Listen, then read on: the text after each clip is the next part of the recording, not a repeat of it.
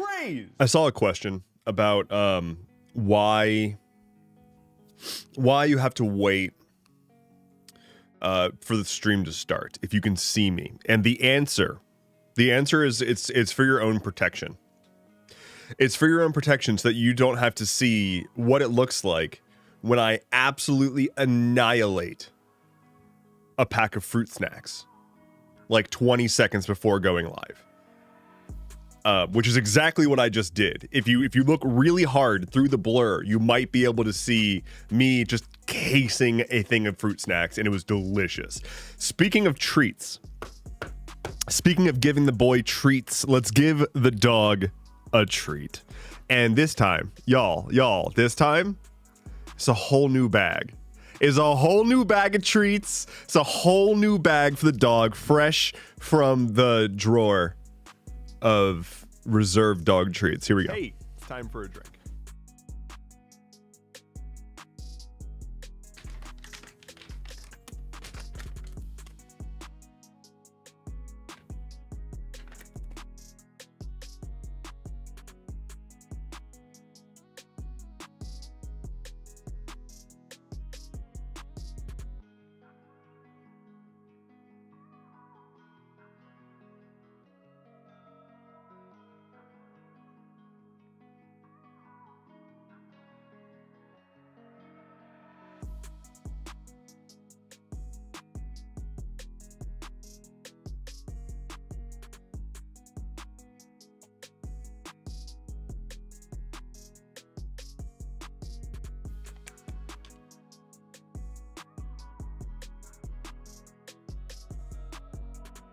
And so our work here is done. Everyone can go home. You don't have to watch me anymore. We've given the dog a treat. That's the end of everything of import on this stream. I'm gonna take a sip because Crayley wants me to. Poop the snoot. Every day, all the time, non-stop. Ollie subscribed to 26 months. I'm really glad that I caught when those dice rolled, because that was like half the screen. That's amazing. I truly cannot believe that there are people who are even at that level, let alone that I've been doing this whole time, which is just wackadoo. Hello, everybody. My name is Endeavorance. It is Wednesday going up. It's still October.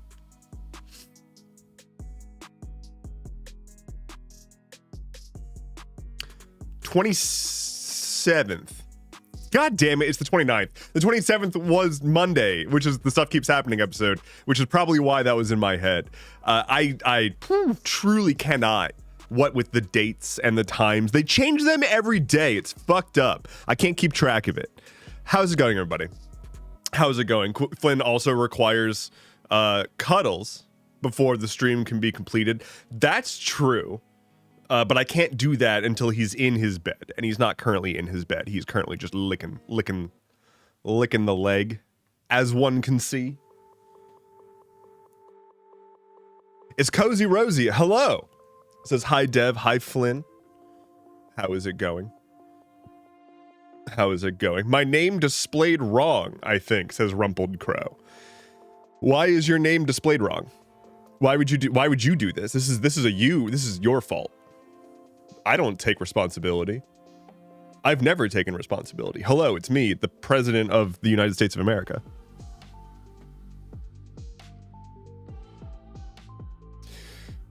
Anyway, now we got the dog centered. Now we're good to go. Now we can start. It's cozy times.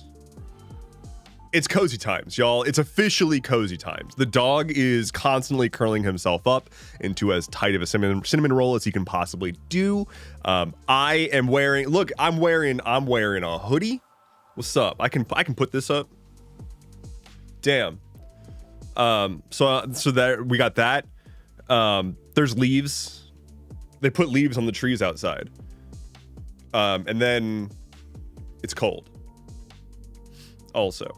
And I'm okay with this. I'm super okay with this. I like this time of year. I like when it's like chilly and I can wear hoodies. And for those who have been following me for a while know that I've got a hella sweater game. A hella sweater game.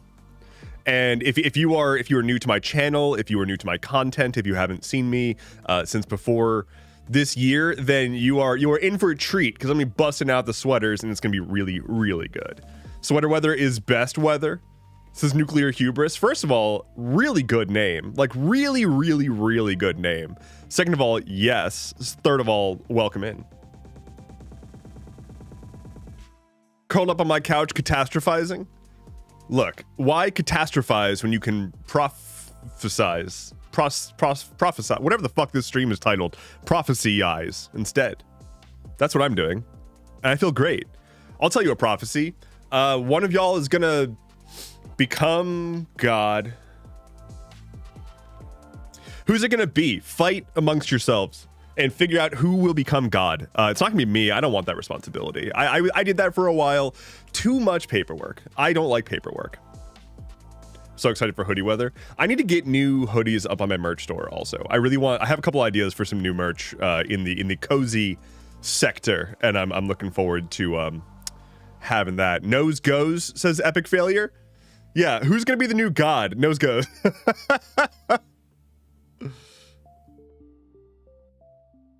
Hey buddy, with the licking on the paws, you doing okay? You doing okay?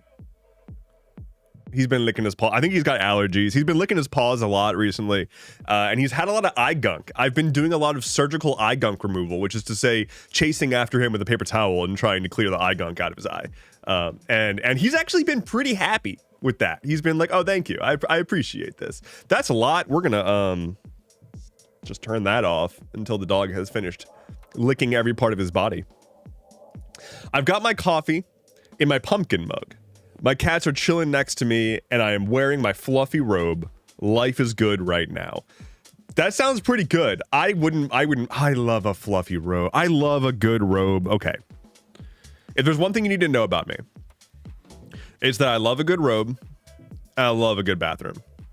Just the most luxurious bathroom experience possible. I want most of my domicile to be bathroom. I want there to be multiple different ways to be wet and then dry. That's what I need. I need more sinks than there are people living in the space. It's really good. Try cardigans sometime. Cardigans are really good. I have that like green cardigan that I wear sometimes, like the flowy green one. It's really great. It's really great. It's like wearing a blanket. But it's also like pretty thin. It's like wearing a top sheet. Kind of rules though.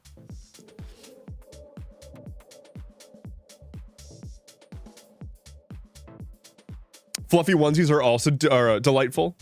I don't think I have any onesies. I'm not a onesie guy, not because of any particular reason. I just like haven't been in the market before. Page of the Duck says, I finally got past episode 1000 of One Piece. You are so far ahead of me on this journey. So I've been watching One Piece. I've been watching the original One Piece anime. I'm not watching One Piece. I'm watching it as the doctor prescribed. I've looked into a few like watch guides, like here are the episodes you should skip, but so far, and I'm sure I'll start skipping episodes at some point. So far, the episodes that it told me to skip, but I watched anyway just to see what they're like, were very enjoyable. So I'm just gonna keep watching them until I'm genuinely sick of an arc, and then I'll see if I should skip it or not. It is really fucking good so far. I'm early. I'm very early. I'm on episode 55. They're currently in the island that they go to before the Grand Line, the city of beginning and the end, the log town or whatever. That's all I'm at. I'm not particularly far, but I'm going through it at a pace that I'm able to maintain, and I'm enjoying it immensely. It is so fucking good. Here's the thing. I have now. This is a great question. This is a great question. But first, let me say, Jada at 2 months and Weedy Potter at 20 months. Thank you both so very, very much. I'm so glad to see you here. Okay. Here's the thing. I've got a die on my head. Question. I have not watched One Piece all the way through. I am not a classical One Pieceer, right? But I'm doing it. I'm putting in the work. I watched the Netflix One Piece live action first, and really enjoyed it. I then got the East Blue Saga manga and read that and really enjoyed it. And then now have watched the part of the anime that the Netflix show covers, mostly, and have also very much liked it. So here's the thing. I feel as though I now have the authority to say that the Netflix show was fucking great. Like, that the Netflix show did a good fucking job. I don't think that many people are contesting that. I think the general consensus is that the Netflix show did pretty good. I know that they had they worked with the original author of One Piece on the show. Like he was like on set giving notes to the actors. So I know that he was heavily involved. But the One Piece Netflix show is very, very good and does a really good job. And there are massive changes between what's on the One Piece show and the anime/manga. Having now experienced all of the source material and feeling as though I feel like I can speak somewhat authoritatively, at least on this chunk, what they changed for the Netflix show makes so much fucking sense for the purposes of reworking it for a, one, much faster pace, and two, the format of being a like live action drama. They basically just like folded multiple storylines into each other. But what's really cool is I'm getting sort of the reverse. I'm sure that if people who watched the anime before watching the Netflix version saw a bunch of nice Easter eggs that they really appreciated. But I actually got to say that like seeing the anime second / like reading the manga and seeing the anime second, it's so interesting to make those connections. Like, oh, that's why they did this thing in the live action version, to pay homage to this other thing that obviously there was no way they're going to include, but neat that they did that. And I now understand these connections and what these were for, blah, blah, blah, blah, blah, blah. So it's pretty interesting. I really liked seeing how they changed all that, because I saw that some people were saying that they were really upset that they like left out entire characters or arcs or whatever, and like they undersold Don Krieg. I am not, again, I'm early. I'm sure Don Krieg comes back at some point. That entire fight was so dumb. The entire Don Krieg fight was so dumb. And he deserved what they did to him in the anime, or in the Netflix version. Like, he deserved just getting his fucking ass beat, which is canonically what happens in the anime anyway. He gets his ass beat and runs away from the Grand Line. It's just that he gets his ass beat and dies immediately in the Netflix version. Loved the Baratier arc, but the actual fight against Don Krieg was like, this battle could have been an email, honestly. Delicious in Dungeon is also fantastic. Yeah, I've also watched Delicious in Dungeon and started reading the manga. I'm only on the first issue of the manga, but Delicious in Dungeon is also fucking great. Here's the thing. I'm being haunted. I'm being haunted as I am watching these animes and playing various video games. I'm being haunted by a voice actor. Let me pull this up.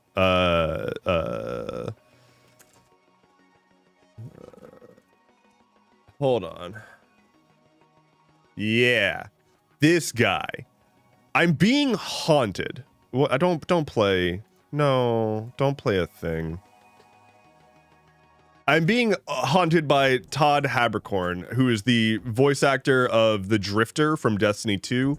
If you are familiar, he voices everything in everything, it turns out. He's just everywhere, constantly, all the time. So if you've ever played Destiny 2, which I did for a long time, and yeah, you know who the Drifter is, which is to say, like an NPC that's like kind of weird, but he has like a very specific way of talking.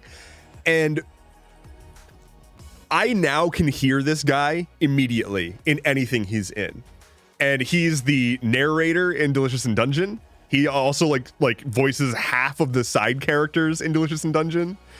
I've been playing Fire Emblem Three Hopes he voices like half of the additional random voice lines. So like I'm minding my own goddamn business and this guy pops out of nowhere and it's just like, hi, by the way, I'm the Drifter still, but now I'm in your Fire Emblem games. And then, oh, why did I start thinking about it? Oh yeah, he was in, oh yeah, Delicious in Dungeon. Yeah, he just like voices like everything in Delicious in Dungeon. So he's fucking everywhere. I also learned that Matt Mercer voices a character in Fire Emblem 3 Houses and 3 Hopes, which I don't know how I didn't clock that sooner, but point being, this guy keeps talking at me no matter where I go to try to find entertainment. He's just omnipresent. I'm going to point the camera at the dog. Hold on.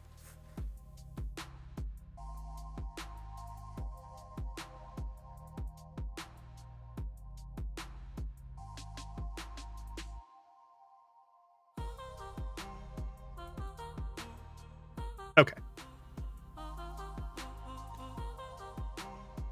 Mama Kit K says I can do a pretty decent Drifter impression. Good. And bring a sword, honestly. Like, he's just such a dumb character. He's such an out of place dude in the Destiny universe.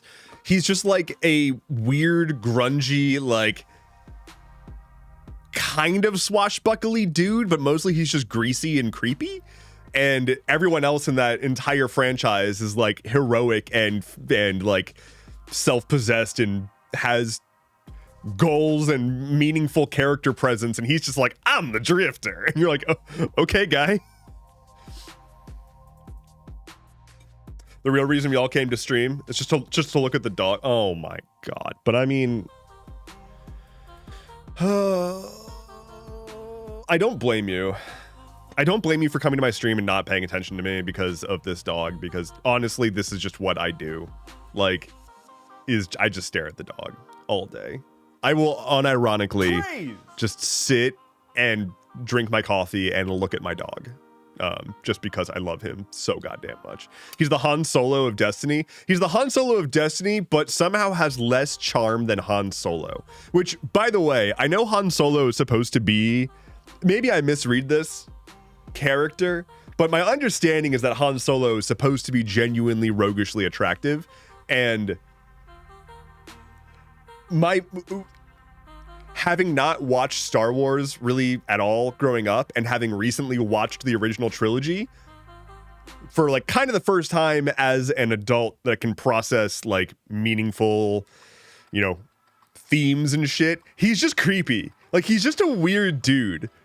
And I don't like it. I don't like the entire plot of Leia being like into him, or not Leia, whichever one of the people is creepy. Han Solo is hot as fuck, but how? Like, visually, I get it, right? Especially for the era. He was absolutely a heartthrob. The second you get past the visuals, I don't see it. Now, I'm also not a woman who likes men who is watching Han Solo on the movie screen in the 70s or whatever, but I just don't get it. Like, God forbid a man be a little freaky, but it's not a little freaky. It's the kind of confidence that just usually comes off as like, I don't like anything about this guy. Like, if I met a guy in real life who did a fraction of what Han Solo did, I would be like, hey, all of my femme presenting friends, you might want to stay away from this guy because he's a fucking creep. Like, he immediately triggers all of my red flags for like when I'm evaluating if somebody seems safe or not, and then doesn't do enough to prove that he has the leeway to do that. Like, you can get away with being a little weird if you prove that you're a trustworthy person or whatever, but I don't know, he's just kind of creepy. He just kind of shows up and is like, hey babe, you don't you think I'm cool? Look at my cool ship. And she's like, no, I hate you. And he's like, no, you like me. No, I think that's what it is. I think it's the like, he tells her that she likes him and just keeps saying that until she's like, no, I do like you. And it's the creepy confidence about it the whole time. It's that's what gets me, I think. IRL Han Solo is weird. Fantasy Han Solo is hot. I mean, I get that. I get that. Like, it's the same as like, I cannot imagine, and like, I'm kind of annoyed just watching them in movies now too. But you know, the manic pixie dream girl thing, right? Like when you're a young boy or whatever, and it's like, ha, cute girl on screen that's like, you know, so whimsical and blah blah blah blah. In real life, if I ever met a person like that, I would off myself. I would just end it all. I would be gone. I would fuck right off this mortal coil. I would not be able to handle that kind of energy. No. Manic Pixie Dream Girl fantasy is not the same as IRL. I've definitely dated manic girl. I kind of missed the middle two words. But that's happened a few times. Star Wars, which I love, proves nerds suck at writing romance.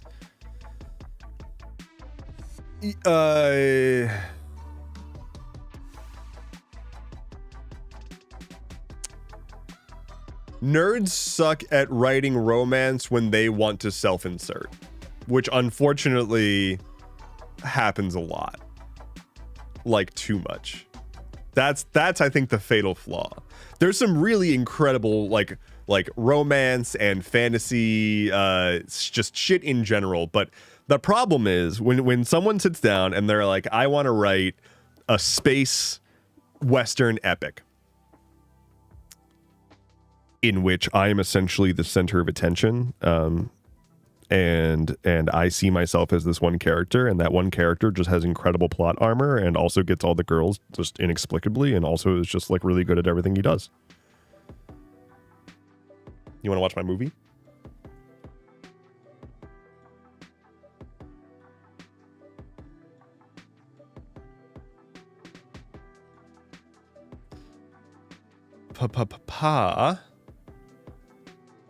Han Solo isn't like the other walking red flags, okay? Look, he just is a walking red flag, and that's fine, because like, also pretty much all of like 50 Shades of Grey was that, and we saw how that went, and like that's fine. It's just like it's about vibes, right? Like, yeah, like don't make women feel uncomfortable, except for if they want you in such a specific way, and you know this, such that you can, you know, like choke them a little bit, but like they know that you're both in on it. You're like, yeah, respect women with a little bit of choking. That's all I'm getting at.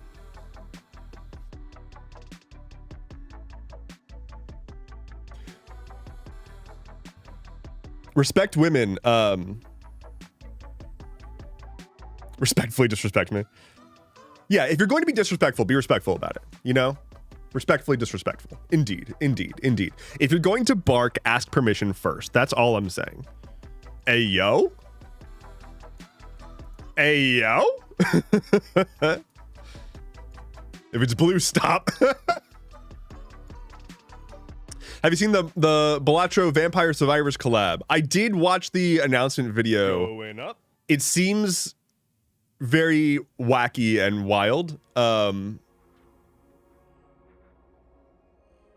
I want to play it. I don't feel it right now. This is the weird thing. I just like everything about that is like, goddamn, I want to play that. But nothing in my brain is like, I actually do want to play this right now.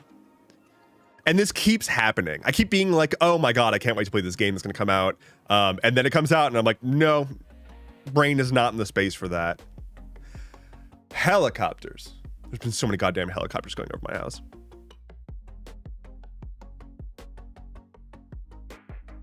But yeah, I just like, I don't know.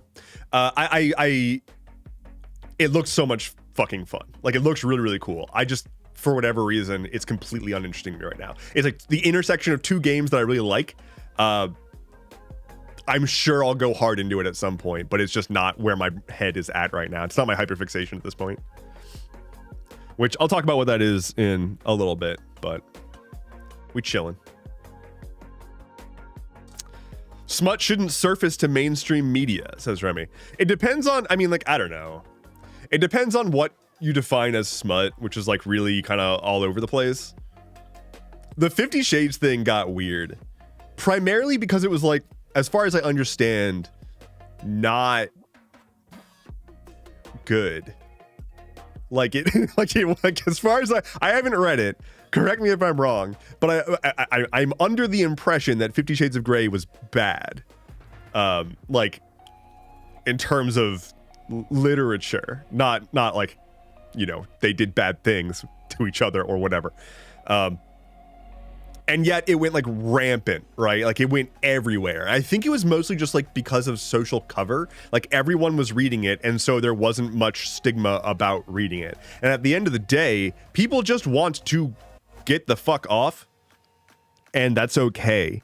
And I think more than smut shouldn't surface to mainstream media, it should not be, there should not be a stigma against enjoying smut.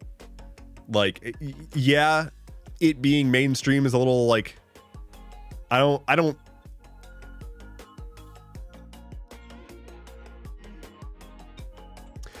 know.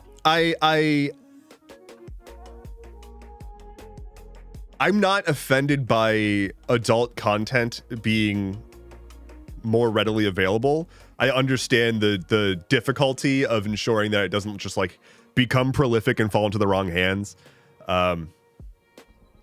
Ultimately, I just don't like it when people don't realize how much of their kink they're pushing onto me, and I don't like that. I maintain that every single fucking like hyper religious ass family that's like, oh, we don't use birth control and we're gonna have as many kids as God intends for us to have, like, you just have a breeding kink and you're making it my problem. You have a breeding kink and I can't get a seat in this restaurant now.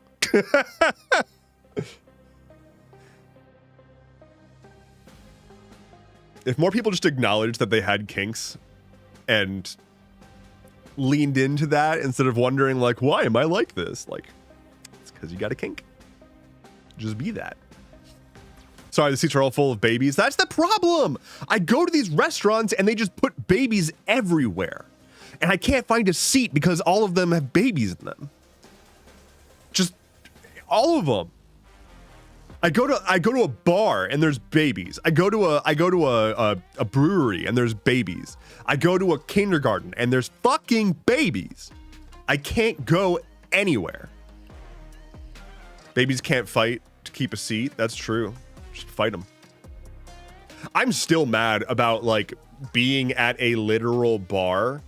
I was like sitting at a bar not too long ago waiting for a friend of mine to like meet me, and a gaggle of actual children, like none of them could have been more than 13 years old, came into this facility and just were unattended and started just like fucking with things. One of them took this seat that was next to me at the bar that was like presumably where my friend was gonna sit. I guess not, because a child came into this bar and took it. These kids are feral. That's all I'm getting at. Who brings their kids to a bar? It wasn't, there wasn't an adult. It was a group of kids that had, it was the kind of thing where it's like, probably was like an after school group thing. And like, there were some older kids and some younger kids. And the older kids were probably supposed to be taking care of the younger kids, but the older kids were too busy recording stuff for TikTok. And so the younger kids were just running around everywhere. So.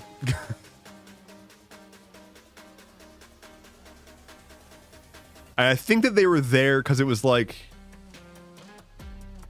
it was a bar. It wasn't, I want to be clear, it wasn't like a dedicated, like, you walk in the front door and there's a bouncer kind of bar. It was like a bar in a food hall type place where like it was off on its own in sort of its own section, but in part of a larger open concept place. But also running around the bar, taking bar stools and shit.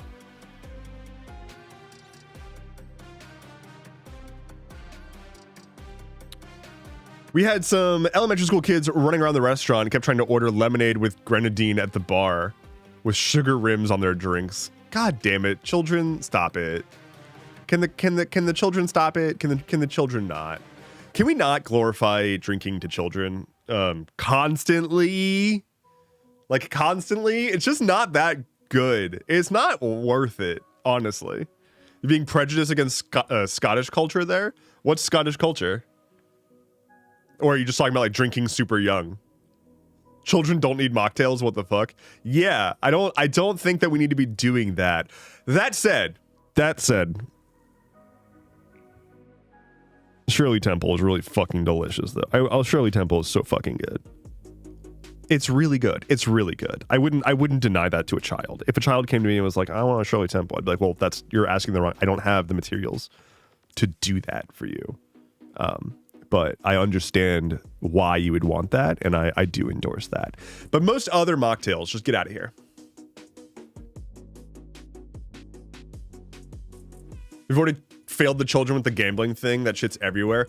It's so wild how much gambling is just everywhere now. Like, I remember growing up and there were so many like controversial ballot initiatives about having like the simplest form of gambling in very regulated spaces that were 18 plus in dedicated locations, and the proceeds would go towards paying towards education budgets and all this stuff. And now it's just like, who do you think is gonna fart louder on stage during the next presidential debate?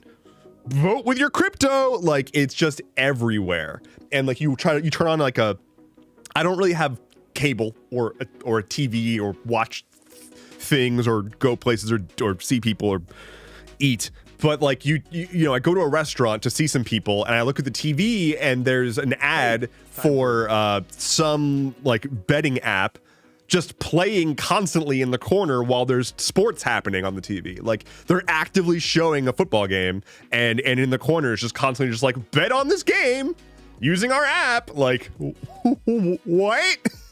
Like, oh my God. We're just allowing anyone to just sign up for an app and start betting. Dear Lord. And like, I'm all for allowing people to gamble. I'm not even against gambling. It's the obviously trying to hook people on a very scammy, aggressive gambling app that also very much feels approachable by children. That is the fucked up part. And Jada, I will hydrate. DraftKings or some such, and it gets celebrity endorsement too. It's so gross. It's so gross seeing DraftKings ads. My damn father keeps buying crypto, and honest to God, he's been horrid to me my whole life, so gambling and losing on crypto is kind of expected at this point. I knew a guy who, during, I want to say like 2016-ish, 2017-ish, I think, who got really, really, really into crypto and altcoins and shitcoins, like before people got like, you know, before there was a crypto arena, you know?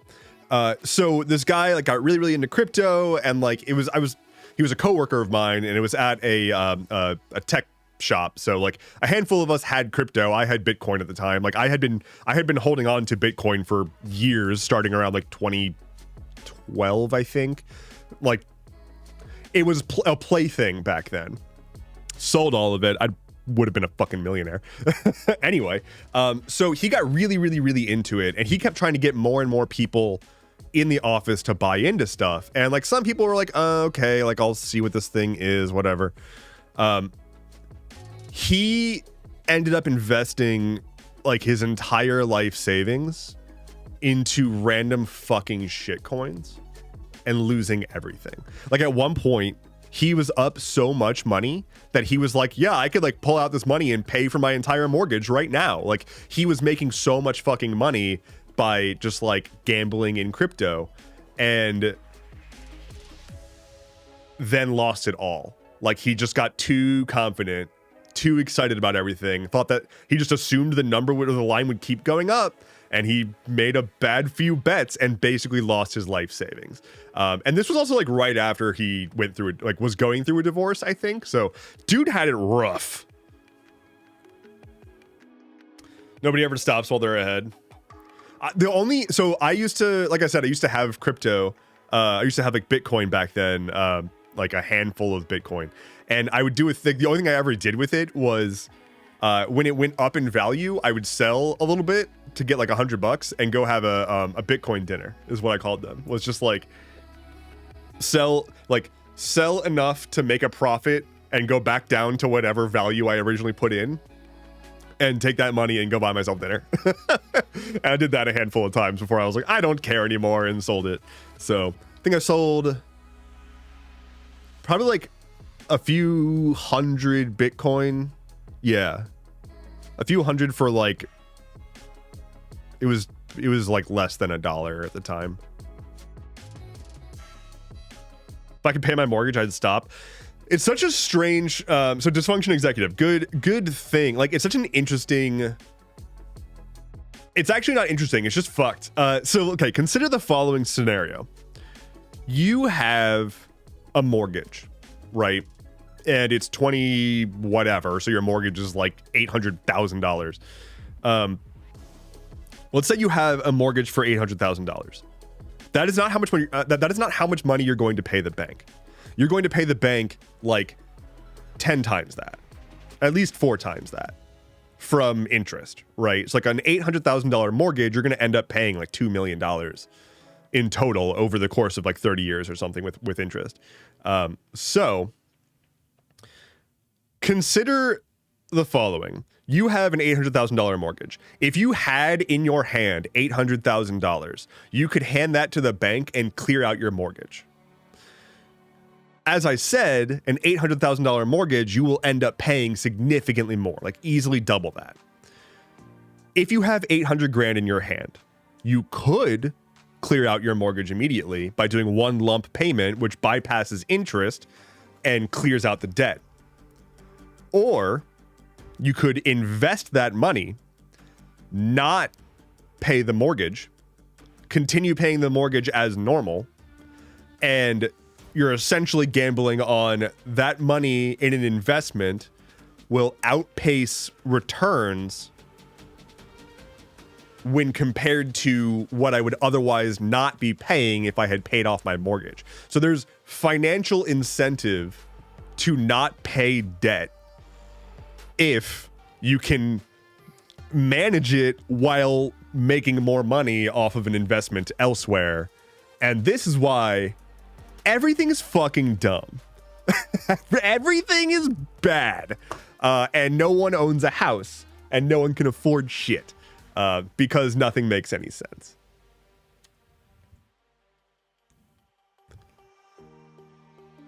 Back on the hooking kids thing, can we talk about how candy cigarettes were a thing? Candy cigarettes are wild. And like I've mentioned this story before, but like I'll say it again. When I was a fifth grader, I was a thing called a peer mediator, which is essentially they had me talk to some of the younger kids who were like in need of a talking to or whatever. One of the younger kids, he was a third grader. I was meeting with him. He pulls out a roll of Smarties, the like chalky candy, and crushes them, rolls it up, and uses the wrapper like a roll, like a cigarette, a rolling paper, and smokes crushed up Smarties, like inhales Smarties powder into his lungs. And he's like, yeah, we're all doing this now. And I'm like, oh no. Crushed Smarties sugar puff dust. Oh God. I did that? Are you dead? Are you dead now, Cairo? Are you a dead person? You did that then. Are you dead now? I quit candy smokes as a kid. I quit smoking last year at 49. Well done.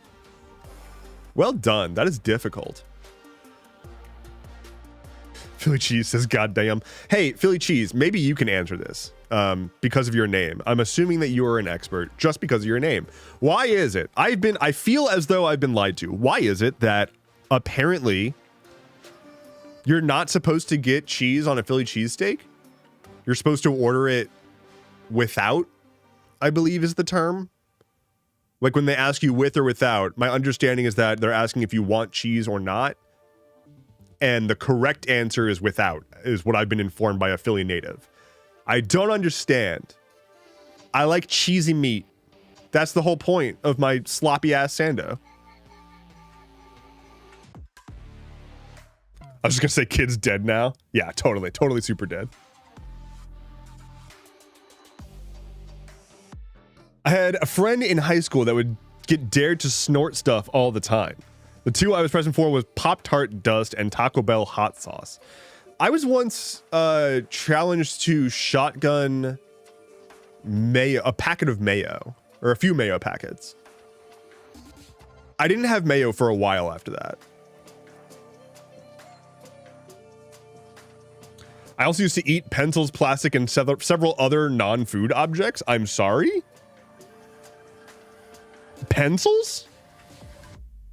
Pencils. Like, made of wood.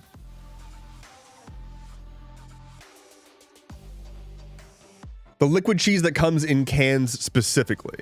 Oh, I'm Jerseyan, so I can only speak to my experience, but you 100% ask for cheese. See, I was told specifically the opposite. I was told that if you ask for Cheese Whiz, like the cheese can stuff, then they're like, you're a fucking tourist.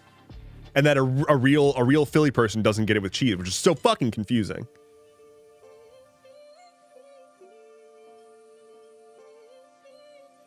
Used to eat pencil erasers? Like the kind that were attached to the pencils, or I'm sorry, I'm just gonna go ahead and jump to, what the fuck is this statement? What is this? The yellow 2B pencil wood was choice. Wait, why are we discussing the quality of the wood that comprises specifically yellow 2B pencils and their mouthfeel, I guess? Maybe? Is that why are we why do we know this?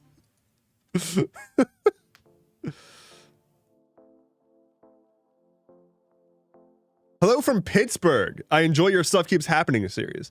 Thank you. I enjoy your city. Except for I was gonna say except for the football team, but that's more of a grudge that I was told to have by people who cared, and I don't care. But I do like the Andy Warhol Museum, and so thank you for that. Thank you specifically for that. Because we're neurodivergent, I can't blame you on that one. That is an accurate assessment. My audience is very deeply neurodivergent. My goodness.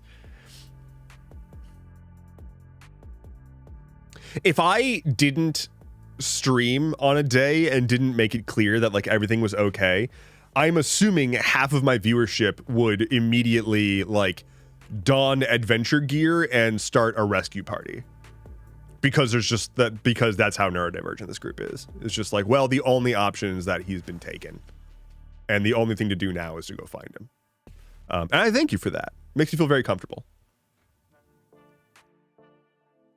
The mental illness and ADHD probably had something to do with it. I prefer the term neurospicy. I don't know. I feel like I just kind of say wackadoo. I'm a little wackadoo. It works for me. Worst case immediately is certainly you're dead or dying, and we can't have that. I'm technically always dead or dying, one or the other. Tell Flynn he's cute.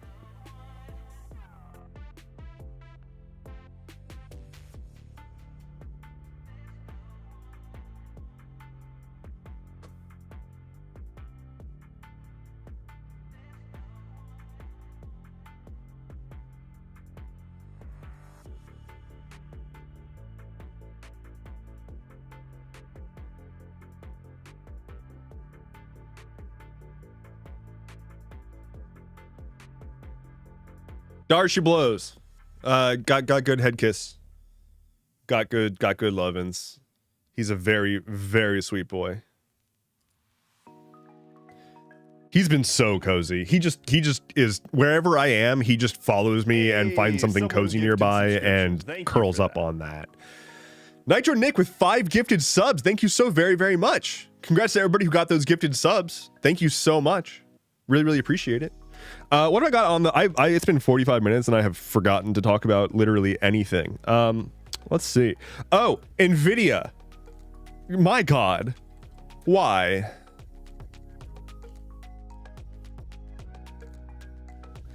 Nvidia becomes world's first $5 trillion company.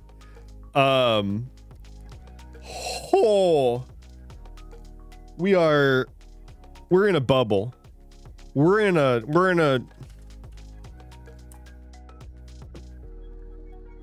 this is us right now.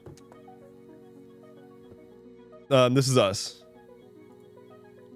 We are in a buble. We are inside this man. All right. This is the entire US economy is inside this buble right here. So Nvidia, world's first $5 trillion company. I honestly was in the midst of writing a draft for next week for Stuff Keeps Happening, in which I was talking about a different thing that was like Nvidia is close to becoming the world's first $5 trillion company. And then it happened. Then it just kind of happened. Nvidia has become the world's first $5 trillion company after the US tech giant stock was propelled by strong sales of its artificial intelligence systems and the prospect of expanded access to the Chinese market. The Silicon Valley-based company, which has been the biggest beneficiary of the booming AI investment, climbed 3.7% on Wednesday, pushing its market cap to 5.06 trillion. U.S. President Donald Trump on Wednesday said that he plans to discuss NVIDIA's Blackwell chip with Xi Jinping when the two leaders meet later this week, raising the prospect that NVIDIA could regain access to lucrative markets for its semiconductors. So China has been playing chicken, basically, with trying to block NVIDIA from just operating freely and selling chips to China, because that would just give a free win to the US. So they're trying to essentially prevent Nvidia from just sweeping across their market. They've been putting in restrictions on what can actually be purchased, and that's been causing Nvidia to not do super great. But it's also pissed off Trump because basically our entire economy is predicated on AI companies continuing to get investments forever right now, and if China threatens that, they're essentially threatening our national security. So China refusing to import AI chips from a specific American company is like a national security threat at this point, which is crazy. NVIDIA's latest generation of graphics chips is not currently available in China because of US export controls. The chip maker shares gained 5% on Tuesday, adding more than $200 billion to market cap. Yeah, I mean, not a bubble at all. Not a bubble at all. Bubble must grow. Where is... NVIDIA has also moved to pump billions of dollars into its own customers, including a planned $100 billion investment in OpenAI announced in September, raising questions about the circular financing agreements used by the companies during the AI boom. Yeah, is not good. Is real bad. Hold on. AI company investment bubble chart. There's a flow chart that shows all of the cross investments. Do you guys have this? No, you just have a bunch of... Oh. Visualizing OpenAI and NVIDIA's tangled web of AI deals. Let's see here. The pace and scale of artificial... I want somewhere between my entire computer screen and... Oh, God damn it. Intelligence deals lately has been staggering. OpenAI and AMD announcing a 5-year AI data center deal. OpenAI has signed a $300 billion deal with Oracle for cloud computing power. NVIDIA saying it's going to invest $100 billion in OpenAI. It's sparking a global tech rally. Meta is paying nearly $15 billion. Okay, I get it. Structure needed for this innovation. Hundreds and hundreds of billions of dollars are being deployed into At this NVIDIA, a maker of GPUs used to power AI. Just this year, OpenAI alone has made around $1 trillion worth of AI deals. Show Let's me take a the closer graph, look at some please. of these. Oh, okay. In September, OpenAI confirmed that it would pay Oracle $300 billion for computer infrastructure over the course of 5 years. 300 bill to This deal is Oracle. part of a $500 billion data center build-out project called Stargate, to which Japan's SoftBank Group is also contributing. OpenAI has also announced a $22 billion deal with CoreWeave for use of its data centers, which are packed with NVIDIA GPUs. Okay. OpenAI has another cloud deal with Google for an undisclosed amount. The company is also partnering with Broadcom to develop and deploy racks of OpenAI designed chips. That deal amount is Interesting. undisclosed. Part of the reason OpenAI is able to go on the shopping spree is because of a $100 billion infusion from NVIDIA, though a large Okay. portion of this investment will likely be used for leasing NVIDIA's GPUs. Microsoft has also invested about $14 billion in OpenAI since 2019. Recently, OpenAI has also announced a deal with AMD, where OpenAI agreed to purchase AMD chips in return for a stake in the chipmaker. Okay. Get to take up to a 10% stake in the company over time. So that's a pretty substantial equity investment for OpenAI. Intertwining deal. Do we get more? For Good. CoreWeave's unsold cloud computing capacity through 2032. CoreWeave gets most of its GPUs that it then rents out to customers from NVIDIA. Meanwhile, Oracle has purchased about $40 billion worth of NVIDIA chips to build a data center for OpenAI, which is part of the Stargate project. SoftBank has a $3 billion stake in NVIDIA. Other large tech players are also in the mix. In June, Meta invested $14 billion into data labeling company Scale AI. Meta has also paid $10 billion to Google for use of Google's cloud servers and $14 billion to CoreWeave for their AI cloud infrastructure. These are just some of the interconnected investments that have dramatically lifted the valuation. We just want healthcare. Like we just want healthcare. Like all we want is healthcare. Like healthcare, food, rent. But thankfully, we don't need those things because we can all take solace in the fact that OpenAI is investing in Oracle, which is investing in OpenAI, which is investing in Oracle, which is investing in NVIDIA, which is investing in Amazon, which is investing in Oracle, which is investing in OpenAI. It's great. It's great. It's great. It's great and normal. And this is totally going to keep us going for a long time. Isn't basically all of this untransacted, a lot of juicing going on? I mean, a lot of it is just like throwing contracts around, but like they're trying to ensure that money keeps flowing because they got to keep essentially the facade of AI being impactful going, because it's not. Like we know it's not.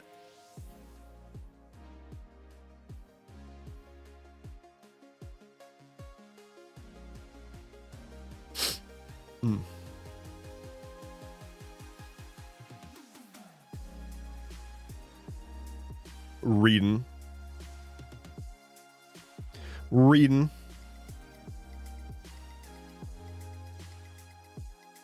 Not by my beloved Stargate name being stolen. Yeah, like they keep doing dumb fucking initiative names and shit, and I'm so tired of it. There was also that what's it called? The Halo propaganda that happened. Halo propaganda ice.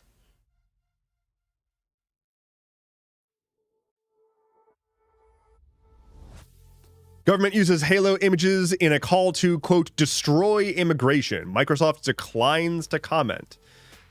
So the Department of Homeland Security posted this, which is a Halo reference. It's a Halo reference about destroying the flood with trying to recruit people to ICE. So basically they're likening migrants to an alien race that needs genociding. And GameStop decided to lean in. Like the White House then posts this. GameStop leans in and is like, Trump is presiding over the end of the console wars. It's really fucking gross. I posted about this on Blue Sky and whatnot. It's all still just Gamergate. Like, it's all just Gamergate all the way down. Like, the people who are in charge of the White House, like, administration, social media stuff, they're all just, like, former Gamergate guys who are just meme lords, and this is the only world they know. And they are loving this right now. Like, if you look in the replies of this post, there are people like laughing on the side of Gamergate, being like, haha, Gamergate epic victory, like we finally won. It literally is gamers rising up. That's what has happened. That is what has happened. Capital G gamers fucking won. And like, they didn't win because people wanted that. They won because people didn't take the potential threat seriously of chronically online nerds. And so now we have the Department of Homeland Security using literal video game like Halo imagery to be like, join ICE to violently deport people, on top of everything else that they've been doing. Microsoft has refused to comment on this, to be clear. Microsoft hasn't said anything. They were asked, and their official position is that they don't have anything to say about this because they are fucking cowards. So the other thing is that the like original musician for Halo, the original person who like did the score for Halo, I think is like running for some position now, and is like he's like really into this. He's like, yeah, this is great. It's just weird and gross. Everything is so dumb. Like, everything is so fucking dumb. And it just doesn't need to be this way. I really, really hope that we see the end of this dumbass, like,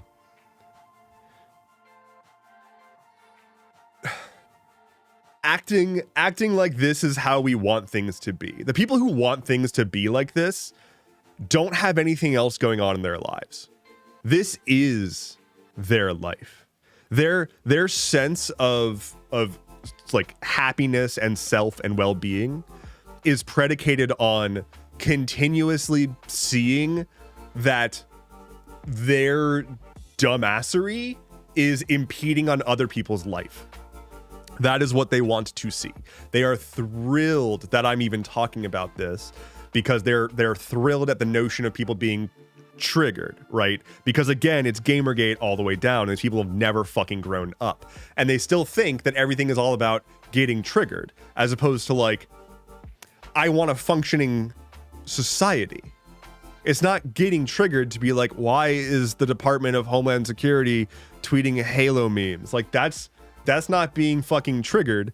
That's me saying, hey, maybe the Department of Homeland Security shouldn't use literal like video games and nostalgia and advertising to children to encourage people to see human beings as an alien threat that needs eradication. Like, that's not an extreme position. That is not a bleeding heart whatever position.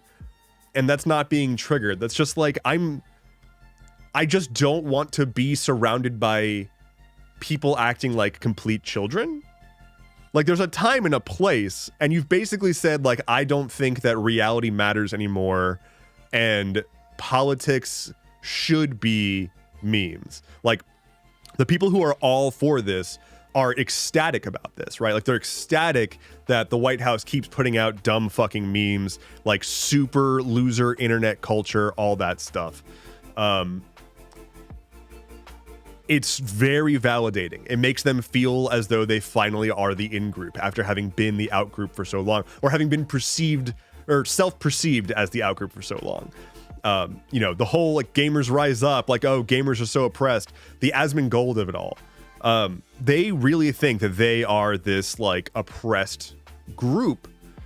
And so having people react, it's the same as like, you know, they would go and troll somebody and they would do that to elicit a reaction, right? They are excited that normies are reacting to the fact that they are now, like they're like gamer culture is now unavoidable.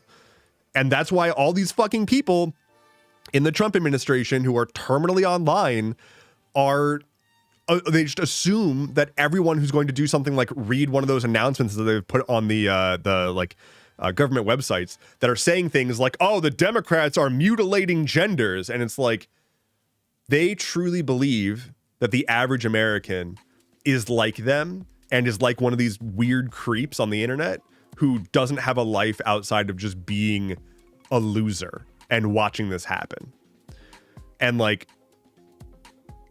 that is the world that they have been steeped in. And it worked. The problem is, it worked because people didn't understand the depth to which they didn't understand the depth to which the crazy went. A lot of people have no idea about like terminally online internet culture. The vast majority of the average voter has no idea. And they don't even have the capacity to conceptualize how deep it all goes. They can't conceptualize like the fact that there are multiple factions and echelons of incels.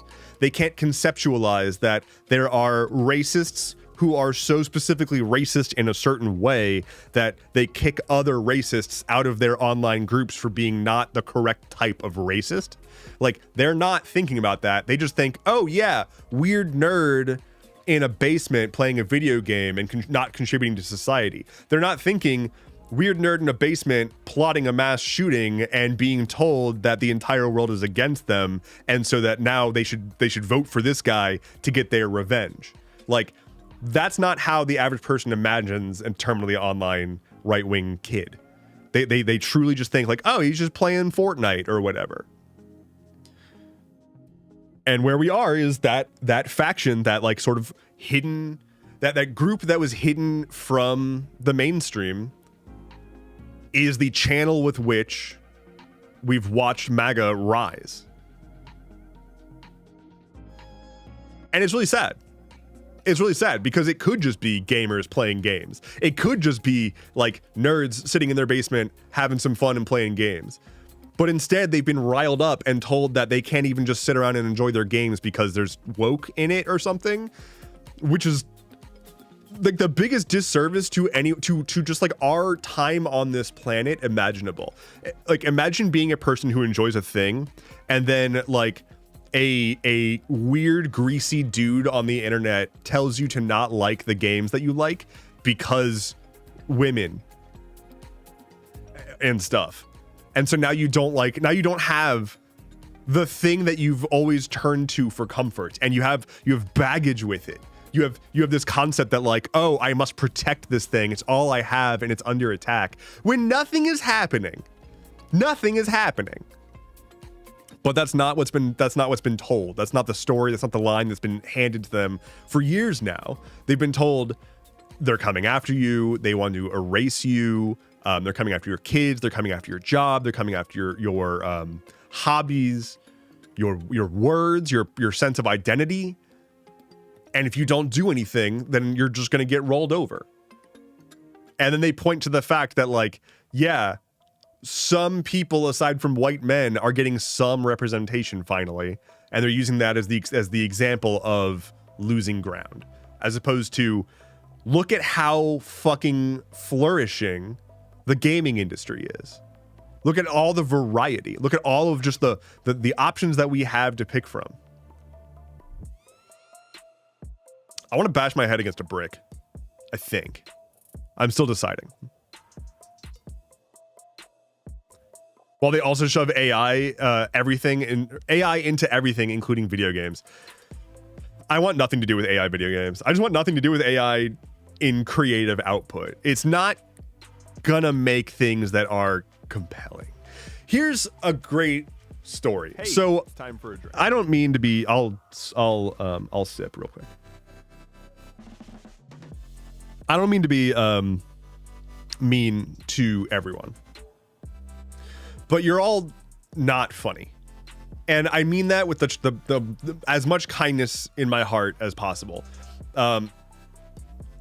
Funny happens when you are zagged on. Funny happens when something unexpected occurs that causes your absurdist reaction, which causes you to involuntarily laugh, right? I went to a show recently.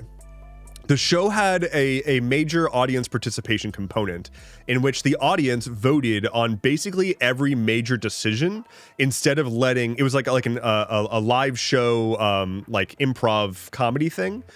But essentially, instead of letting the trained improv comedy people do improv comedy, they were being controlled by the audience. So the audience voted on what the various people would do, how situations would unfold, what characters different people played. And when you let the general public choose something like that, when it's like, hi, welcome to this comedy show, we're going to let you choose how the comedy happens, you've destroyed your comedy show because people don't know what they want. They don't know how to do something that's actually funny. They're going to go for the things that seem like the punchline immediately. And that's exactly what happened. Every single time that a choice came up, the audience went for the obviously like silliest, dumbest choice that just made the entire scenario devolve further and further into a slop of nothing, where it's just a cornucopia of like strung together punchlines that weren't set up for anything. So instead of having an interesting like setup that creates the space for funny things to happen, they just voted for the funny things to happen, and then it was just the most rancid, unfunny energy of an audience at a show that I've ever been in. So like when I say you're not funny, I basically just mean asking people to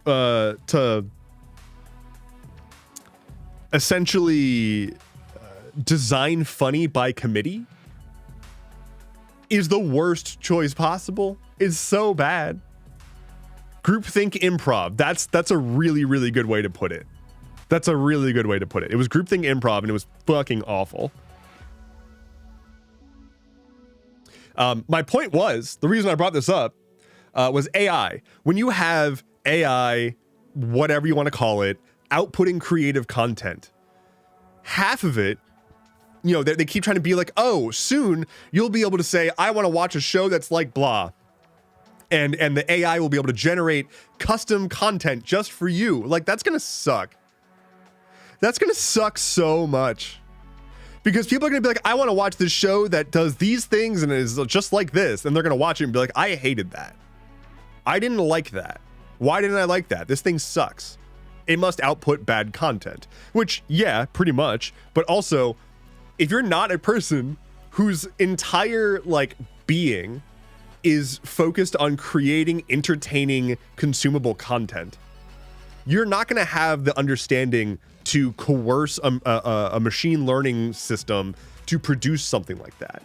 Right now, if you're like a software developer, the easiest and most direct use case for large language models, for AI and shit like that, is software development. Because it was trained on tons and tons and tons and tons and tons of code that was readily available. And that's a very easy thing for large language models to reason about because it's very structured.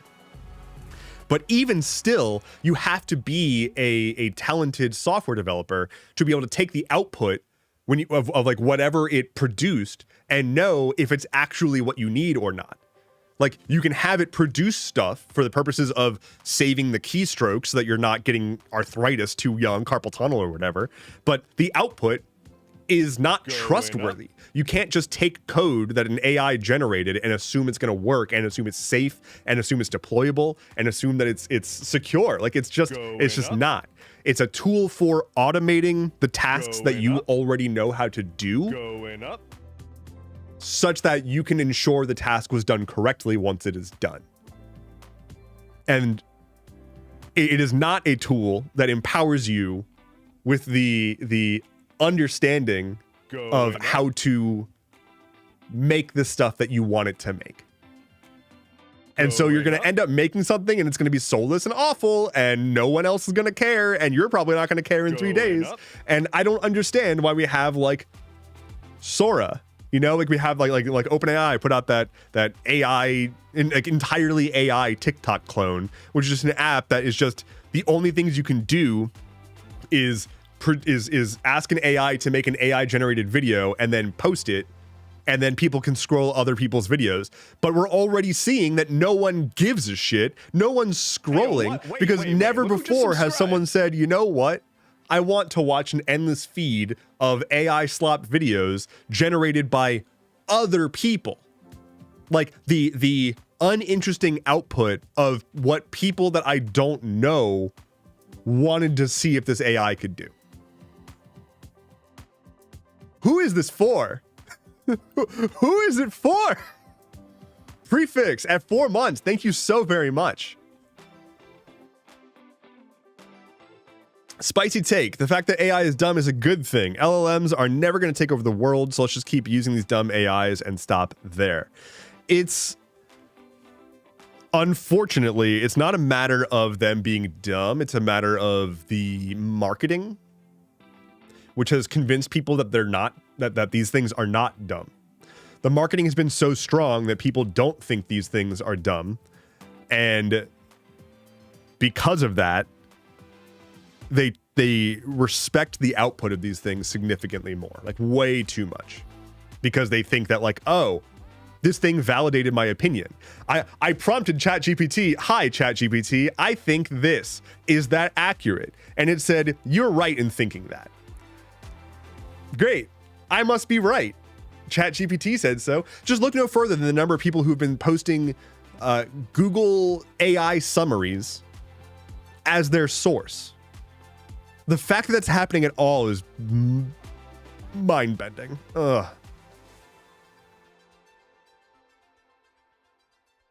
As if being stupid prevented success. Fair. Little dweebs who aren't creative want to try to make anything real. That's the I don't understand where this sense of like I am owed the ability to do anything I want. Wait, look who just subscribed. Happened.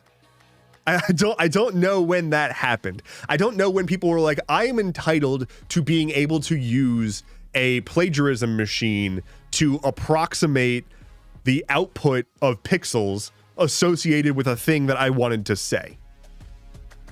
Like that, like that. There's that video that went super viral on TikTok of that guy who was like, I have ADHD and therefore it's the only way that I can make art because I don't have any artistic ability. And so saying that I can't use the AI image generator is ableist because I should be able to make art like anybody else. Like, motherfucker, you can make art like anybody else. I have a pen. I have a paper. We're gonna do art. Ready? Woo!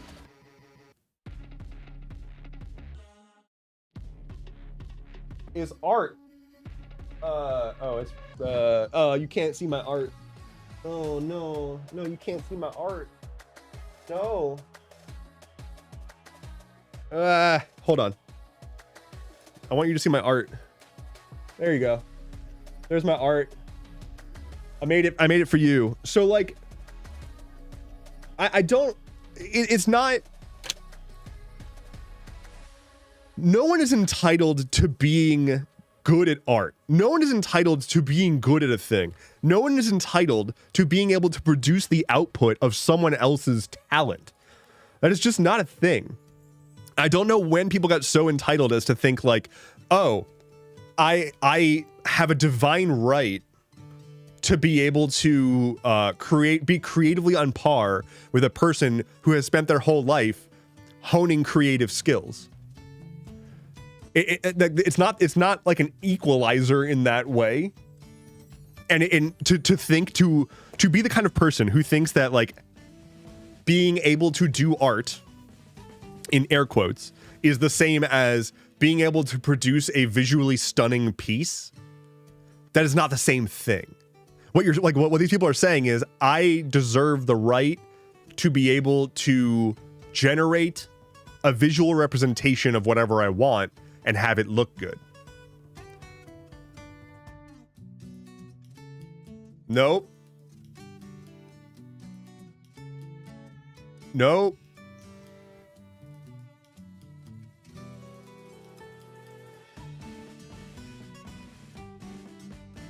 It can never be an equalizer, and the assisted art will never be as good as the actual artist's work. It's uninspiring, is the thing. and like I am not a talented artist. I wouldn't consider myself an artist really at all. I know what effort goes into making art. Like my paternal grandparents are both very successful artists.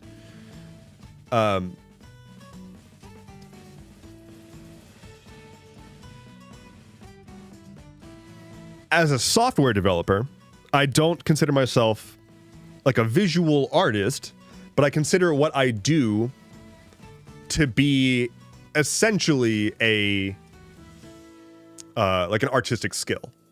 Like it is a similar amount of I have to know what tools are at my disposal, what I want to accomplish, and how I can make that happen given these things. And while it's not the same as picking up a paintbrush and understanding how different pigments will work together, understanding how different textures work together into form a painting, it is still picking up a programming language, knowing how the different systems are going to work together, knowing how I want to present the system to the user, and so on and so forth. When I've used AI tools in the past to help with software development, I just feel empty afterwards. I look at the output and I don't feel any sense of pride. And I'm just like I know that I could have done that. And it having been generated for me doesn't bring me really any joy. Like, yay, it's done now, but it's not mine. It doesn't feel like mine. I just don't feel good about it. I don't feel connected to what I'm making. I want to be involved in the project that I'm building. I want to be thinking about the thing that I'm doing and having a connection to every single line, why it is the way it is. Like, it is an expression of me. I made this thing. But now it's like, I'm sort of here, kind of, but it feels like I'm writing code in somebody else's project now because someone else wrote this code. It wasn't me. I don't feel a connection to this. I don't feel as though I have produced something here. And so like the whole vibe coding thing is just not interesting to me. I've like uninstalled and disabled any and all AI integrations in my editors because like I don't want that. Like it's helpful sometimes to get like a second opinion on some code or whatever, like, hey, this documentation is really opaque. Can you find other stuff? Sure, but writing the actual code, I want to do that. Nadasha says, I don't know what vibe coding is. I keep hearing it.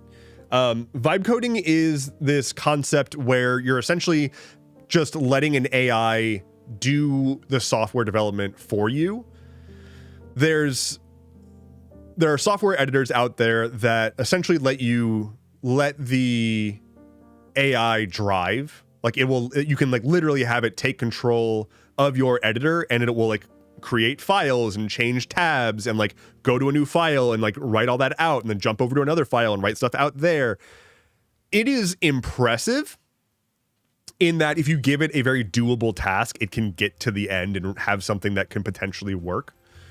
It is so overly relied on by people who should not be overly reliant on it. It is not a thing that should produce code that goes live. It is at best a prototyping machine. But we have people who think that they can do full software development because they're like, I made this thing. Check out my app at http://localhost. And it's like, my guy, oh my God. Check out my app at c:/users/ and it's like, you have no idea what you're doing. This is a problem. And so then we see these issues where people vibe code an app and then deploy it by asking an AI, how do I deploy this app? And the AI is like, here are the steps. And then they're like, oh, oops, there's a giant security flaw in my app. And now I'm liable for that. And it's like, yeah, dog, because you don't know what you're doing. And building something for the internet and trying to sell something on the internet that's a service, that's software. You need to know what you're doing for security. If you're taking payments from people, if you're storing user data, you need to know what that means.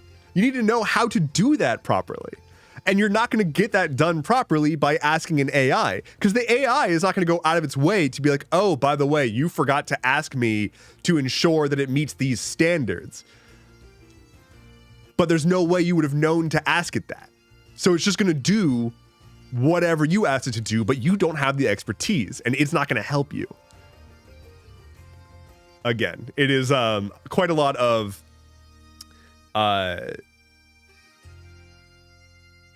it's like a what's it called? What's the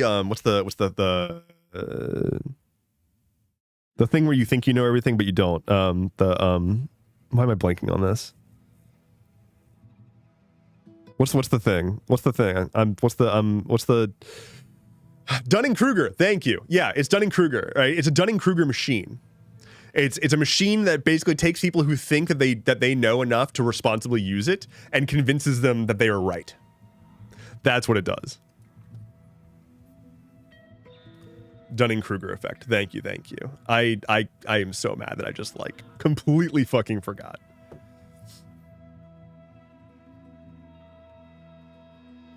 AI is literally a genie with sick twists of fate on all.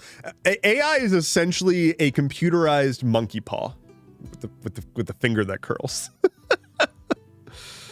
Oh God.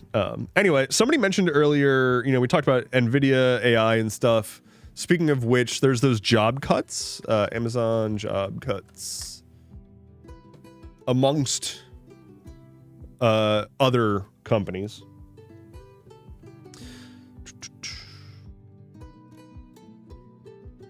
Amazon is planning to cut as many as 30,000 corporate jobs beginning on Tuesday, as the company pairs expenses and compensates for overhiring during the peak demand of the pandemic, according to 3 people familiar with the matter. The figure represents a small percentage of Amazon's 1.55 million total employees, but nearly 10% of its roughly 350,000 corporate employees. It would mark the largest Amazon job cut since 2022, which was 27,000 positions. I believe, yeah, it's corporate jobs specifically. So this is a big deal. Like this is like Amazon is laying off a bunch of people. A bunch of other companies are laying off a bunch of people. We don't really have reliable jobs reports right now, and so we're just kind of going off of what other companies are doing. I'm seeing UPS, Intel, and Nestle announce a lot of job cuts. I want to aggregate all of that, actually. In fact, I'm going to put a note for next week. SKH aggregate job numbers. I want to go and like double and triple check these, because I've just seen so many different numbers everywhere about what different companies are doing, so I don't want to say something too wrong. But this is gonna be corporate employees, so these are like relatively high paying positions that Amazon's just about to dump 30,000 people.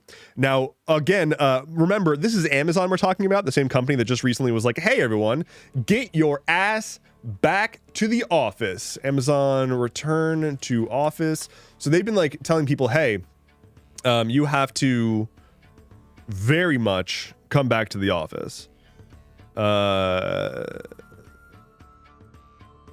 Yeah. So Amazon's been doing return to office initiatives, basically saying like, you got to come back to one of our like headquarters or whatever, and now they're laying off 30,000 people. So we'll see what happens. It's gonna get rough. It's gonna get rough, especially in just like white collar corporate everything. Job cuts may affect HR, devices, services, and operations. The CEO says it's to reduce bureaucracy, increase AI use. It's all bullshit. It's not the reduce bureaucracy, I believe. Increase AI use, I don't believe at all. You don't cut 30,000 jobs because AI is automating so much. What they're probably doing is cutting a shitload of middle managers and probably entire jobs that were there to manage middle managers in the world of tech, especially during the height of the pandemic. Like, I say height of the pandemic, I mean like when things were really, really uncertain.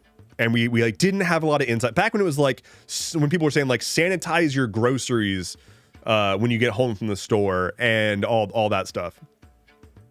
The tech industry was hiring like crazy. The tech industry went on just a wild hiring spree because everyone was stuck indoors. Everyone was ordering stuff from Amazon. I worked for a financial technology company, Stripe, at the time. I'm actually wearing some of their merch right now. And Stripe, when I joined, had I think 1,100 employees, if that. Might have been, well, no. It was under 1,000 employees, and like the goal was 1,100 by the end of the year. By the time that I left, which was only 3 years later, there was almost 8,000 employees. So we 8x'd our staff over 3 years, all of which was the pandemic. It was constant. I spent so much time just interviewing people, and it was bottom of the barrel. It was like we gave so many fucking jobs away to people that should. We hired so many people that should not have been given jobs. It was fill seats because the horizon was completely green. Line could only go up. All of these companies had this massive influx of forced usership, and they were like, "This is great. This is great. Look at our numbers. We're getting so many new users." Those users were mandatory users because people couldn't do anything anymore.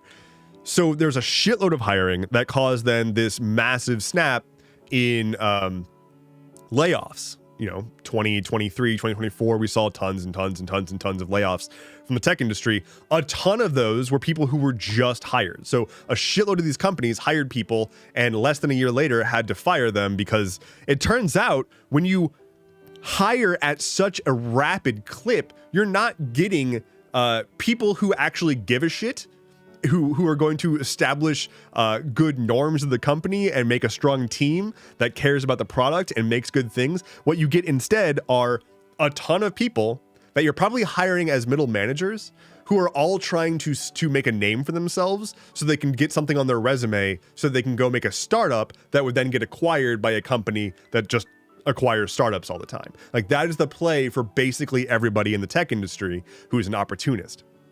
And so you're just surrounded by people who are like, well, I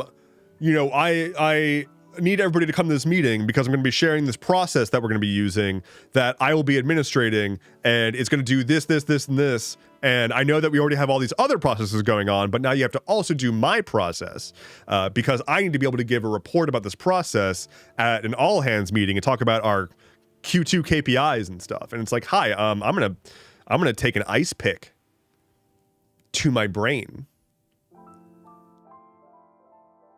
And that's how I feel about the tech industry. Really is a good point. Mandatory user base. Yeah, there was a huge spike in users, and they all thought that was not going to stop. They looked at the trend line and they did the meme where it's like, oh, hey, we doubled our user base. At this rate, we'll have 18 quadrillion users by next week. Like, that's not how it works, and it doesn't matter because that's not how tech executives think. I hate business consolidations. Our glorious, quote, free market has been cannibalized because we rewrote what a monopoly is. We've rewritten what a monopoly is, and we've completely undermined the notion of like what we're even doing here. Like, what are we doing here on this planet? Because what we're doing here is infinitely making a imaginary line go up forever at the expense of our humanity. We're not feeding each other. We're not helping each other. We're not healing each other. But if you ask for more equitable healthcare, then you are morally incongruent with our society. Get a job.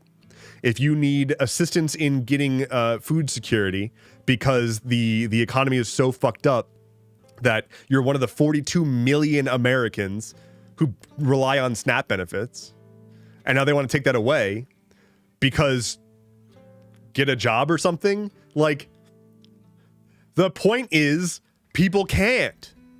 And so we help them because we're a society. We have resources. and we can like move those resources to the people that need it. I feel like it's going to be okay. I feel like it's going to be okay. They can still have their mega yachts. Going up. I just want my neighbors to have some more food is all.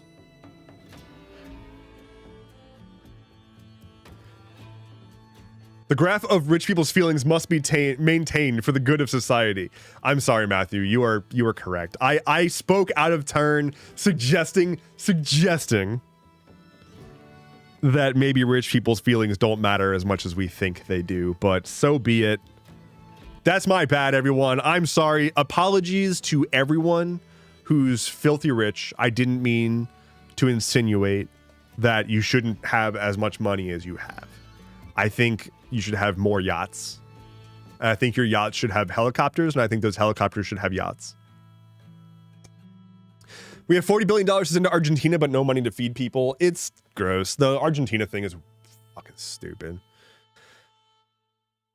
I'm so done. I'm so fucking done with living in a country where I don't see the benefits of my own tax dollars. I've lived my entire goddamn life, and I'm saying this as if I'm special in this. I've lived my entire goddamn life begging for my country to invest in itself and watching as my tax dollars go to anything but. We cannot fund regulation because that would threaten the market. So we can't possibly do things that help the average person by regulating companies. We can't invest in universal healthcare. We can't fix the homeless situation, which only costs like on the order of double-digit billions of dollars, because we have to give that money to Argentina to prop up their economy. We've got plenty of money to bomb random boats off the coast of Venezuela and manufacture consent for an invasion into Venezuela on account of wanting to do regime change to get their oil, but we don't have the money to pay for lunch for the kids in our schools. There is a concept in the United States of America of school lunch debt. School lunch debt. And this is, I think, the biggest moral failing of our country. I think it's like the most concise explainer of how fucked our country is.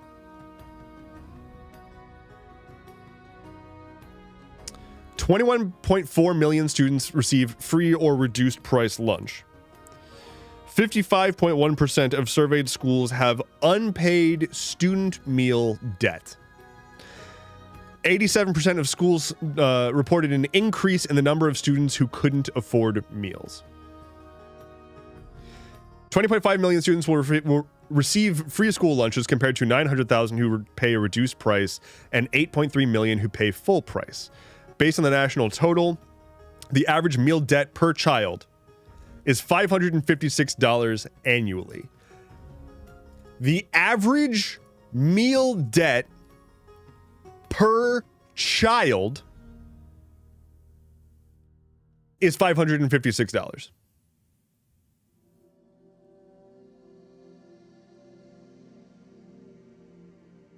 Texas has the most food insecure children with 1,673,600.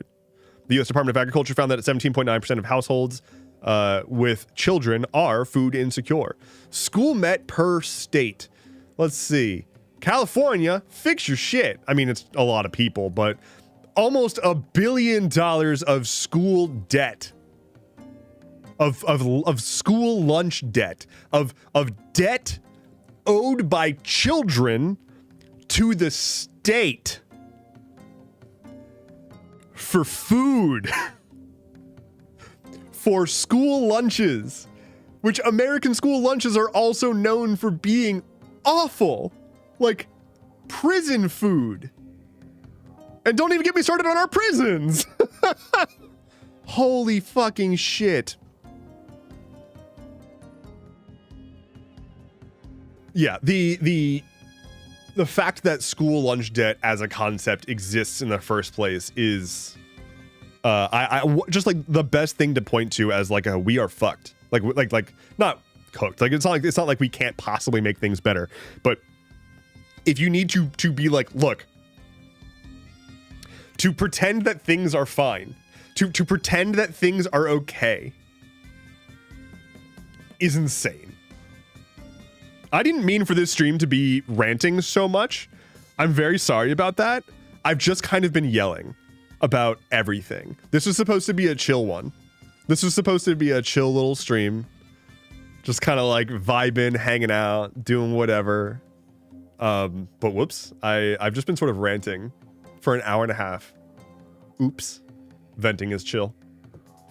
I'm gonna pet the dog real quick. I'm gonna get my blood pressure down.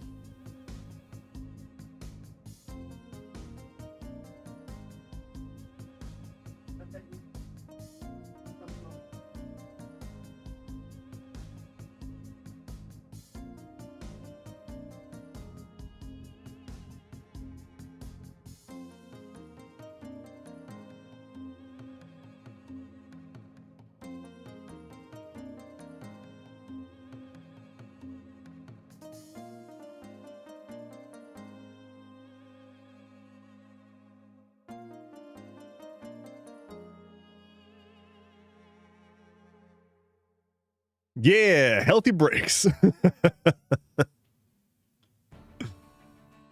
Best dog. Yes, doggo. He's a good dog. He's a good boy. Doggo is so sleepy. I am also very sleepy. I have not been sleeping well recently. You can kind of see it in Monday's Stuff Keeps Happening, but I did something to my back. Every once in a while, just from existing, my upper back, like under my shoulder blades, just kind of gets fucked up. And that happened recently, and have not been sleeping very well because of it. Last night was a little bit better, but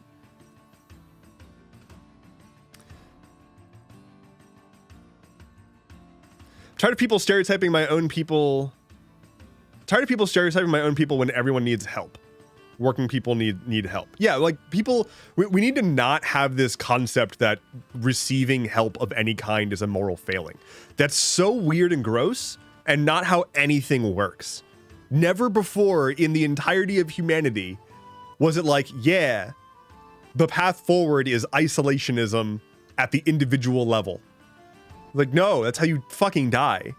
We know this. Like, we know that people who are not surrounded by like family and friends have a shorter lifespan. Like, we just do. Like, take help. I don't understand the people who are like, I don't want a government handout. Motherfucker, I hand out my money to the government all the time. I would love if they wanted to hand some of it back. They're not doing the things I want them to do with it. Maybe if I got a government handout, I could afford more food. Maybe if I got a government handout, I could get an electric vehicle that isn't destroying the planet. Or donate to homeless shelters and shit. That'd be nice. Maybe I could help invest in initiatives that are giving people the housing security that they need. I would love a handout. I'm desperate for my friends to carve out more time to hang out with each other. Everyone is all too busy keeping their lives running to have good social quality, and it hurts.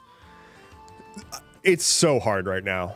It's so hard right now. People are just barely trying to get by, and it is important to try to get out there and keep those like friendships and connections alive, basically touching grass. But it's so understandable right now, especially that like with everything that's happening, just getting to the end of the day is a challenge. And like, I understand, I get it. Not having the energy to actually like go out and see people and do things. Constantly being like, my friends reach out, they're like, hey, we should do something. And I'm like, I'm tired. I don't know. I would love to, but also I just want to sleep. It's hard. But you do have to like go out of your way to like push through that discomfort and make time for it, because that's how you push back, is by maintaining your community.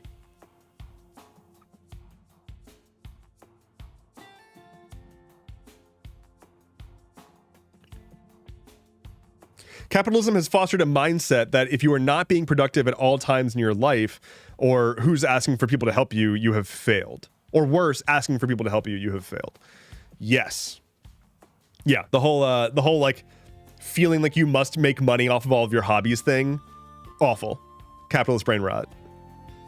Do things because that's the other thing. Like back on that topic of like, oh, I'm not good at art and therefore I should be allowed to use the art generator because I can, so that I can do art. Like, why do you need it to be specifically of a certain quality? Because you want to sell it or something? Because like it needs to look like it's a certain amount of value for it to be considered art? Like you don't need it to be good. You don't need it to be something that has value. Just make something that you want to look at.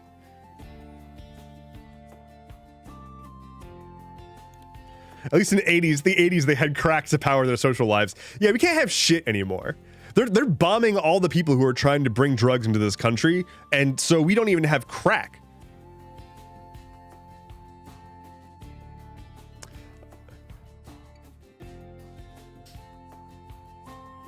Hell no, you just do art till you're good at it. Yeah, like you just keep drawing dumb bullshit till you're drawing slightly less dumb bullshit. That's what I did. I never got to the second part though. I can draw exactly one thing. Let me see if I can still do it. Let's see. It's a variation. I mentioned before that my my paternal grandparents are both artists, and one of them gave me like a variation of an owl that he draws as like a really simple little thing. I haven't drawn this in forever, my God. Let me see if I can do this. So I like modified it a little bit from his original design. Oh, I'm doing art right now. I'm doing such good art. Oh no, I'm ruining it now. Oh no. Oh, I ruined it. Oh, I made his eyes bad. Oh well. His eyes are bad, but bear with me. I did it. It's my little owl guy. Look at my little owl guy. His name is Oswin, is what I called him back in the day. A little owl dude. And I just drew him in various little like comics and stuff. I made like a little, like he had like a little tree that he chilled in. He had a friend, and he just did like silly little stuff. And like, that's it. Little owl guy. That's it. Squiggly top, squiggly bottom, sides, wings, couple eyes and a beak. That's it. Like, it's not like I'm about to fucking win any awards with it, but it's like a cute little thing. Like, it's an adorable little guy, and you can just draw that, and that's fine, and you don't need to make it look good. He's so cute. Yeah, he's great. He's lovely. He's just a little guy. Very reminiscent of the Tootsie Pop owl. Yeah, so the original one has multiple body segments. Let me pull up the whiteboard here.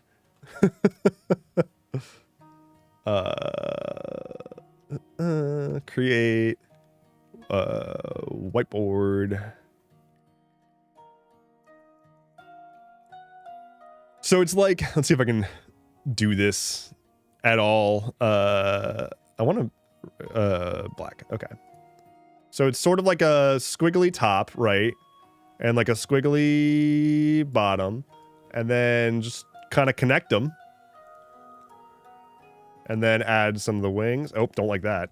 Add wings. Eyes. Ooh. You gotta be cross-eyed. You gotta put his pupils on the insides, right? And then one of these. Little beak. And then little feet. Just three little prongs. So this is my rendition of it.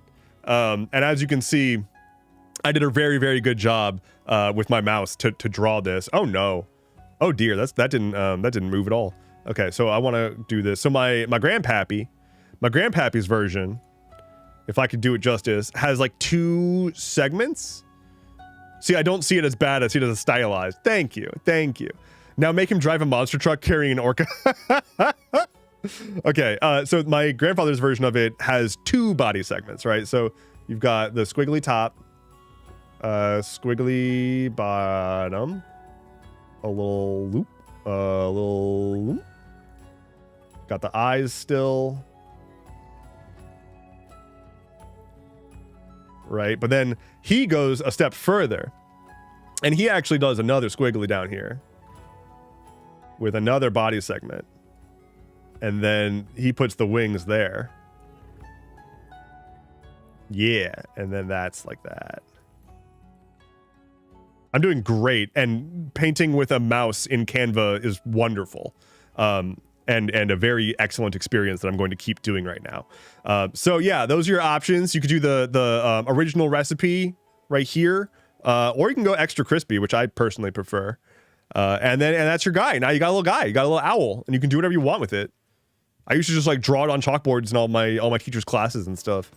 Like I said, made little comic book and such. Put a little sailor's on him, a little sailor hat on him, and he can captain a boat. Yeah, like he's really malleable. Sailor's hat. Yeah, wonderful. Look at that. Now he's a sailor. You know? Or like maybe like a chef's hat. Yeah? But like a really tall one. Where's the really, I want like a really tall chef's hat. That's gonna have to do. There we go.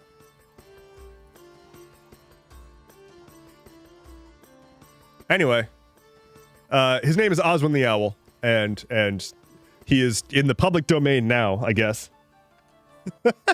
Enjoy my public domain owl sketch, and feel free. I would literally get a tattoo of him. I would not recommend that.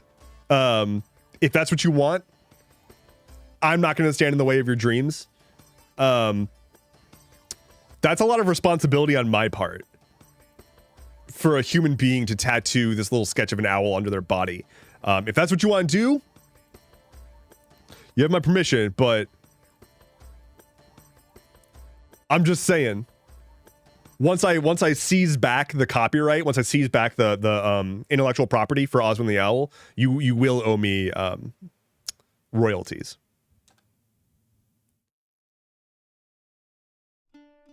My art efforts are currently being funneled into learning/practicing Hangul. Hangul. The Korean alphabet. Didn't know that's what it was called. That's new to me. Okay, that's the Korean alphabet. Is that the one where... Isn't it like super like prescriptive? I never remember if it's Korean, the Korean alphabet or Mandarin. But I know one of them is supposed to be like very what's the like I don't know, I want to say mechanical, but that's not the right term. But like a thing where it's like you have your sort of basic strokes and they all come together in structured ways such that you can like make glyphs without knowing what they actually are. Is that this? Oh, it's difficult. Oh wait, no. The other one was difficult, so they made this. Got it. Cool. God, I'm glad that I have an alphabet that is dumb. I use a dumb people alphabet. We've got some glyphs. Some of them make the same sounds. Who cares? Figure it out. Put some letters together, and whatever comes out of that is fine. That's a word. We can use that.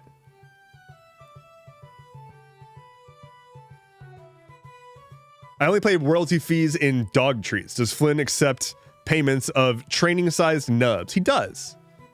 That he does. He accepts a lot of payment types, honestly. He accepts kibble as a payment type, peanut butter cookies, rawhides, greenies, lots of them. Would it have been better if we were still using runes? Yeah, because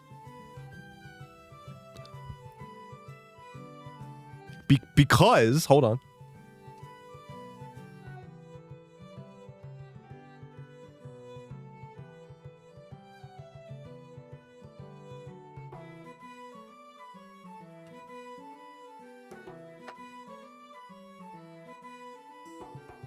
I have a whole set of runes. Look at that. They've got like, they're like resin runes with flowers in them. Hell yeah. Got that. Got that. Sort of an F. We've got, what we got here? R. Stands for and then we got this one stands for Ryan. So I have like a whole bunch of these like little runes. I got them from Moon Street Kits, who is a mutual of mine and also very, very cool person. And she makes like witchy shit. Like she has like a shop that sells like actual witch stuff. So you should check that out if you like witchy things. Moon Street Kits. Are you going to use these for prophesying? Absolutely. They actually do come with a little explainer. So I will. Here is the link to that. Okay, let's see. Yeah, it comes with a little explainer. So I think, okay, let's do it.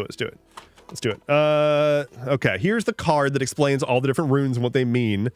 So I'm gonna, okay, how to use. Method 1, with your runes in the pouch and your eyes closed, concentrate on what you want an answer for. Past situation, present situation, or future situation. And choose from the rune, a rune from the bag. Okay. I want to know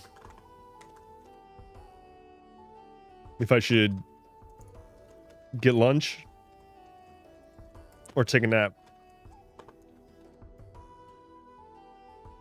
This is what I got. We'll see. What does it say?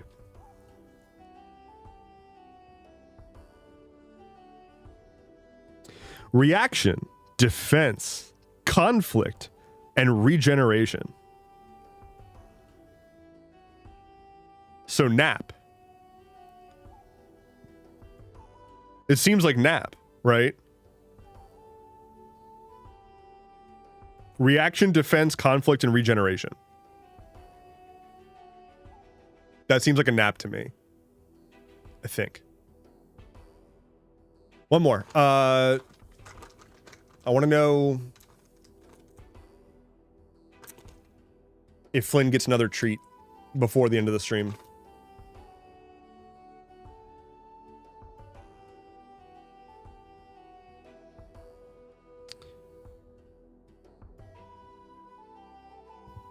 Where is it? Oh. Intuition, emotions, flow, and renewal. That sounds like a yes to me. That sounds like the dog is getting another treat. We're going to end the stream this time with a dog treat. We started with a treat. We'll end with a treat. Does that sound good? And then I'm going to go take a nap. Sorry, regenerate. We're going to end with a treat.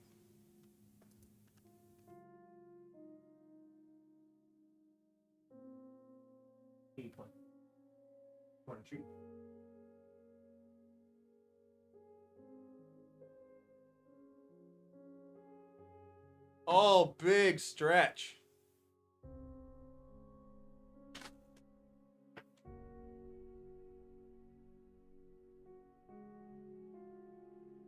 Praise.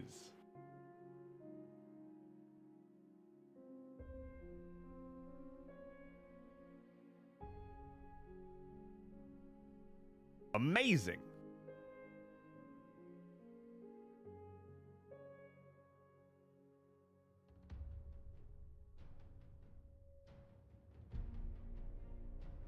Hey, it's time for a drink.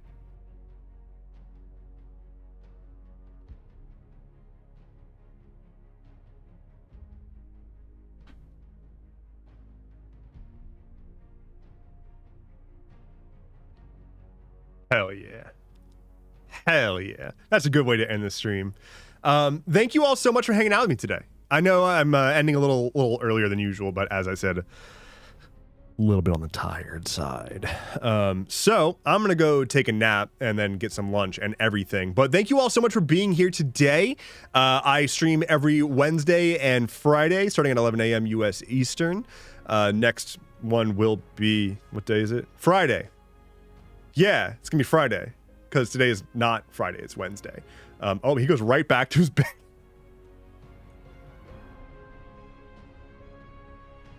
Right back to his bed. No question.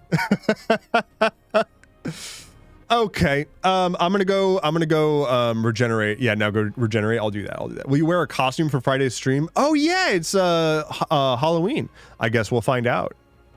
It depends on if I remember. Stay tuned for some cool stuff in the future. I'm also next week. Yeah, not this week. This is an off week for my Minecraft Let's Play over on my gaming channel on YouTube.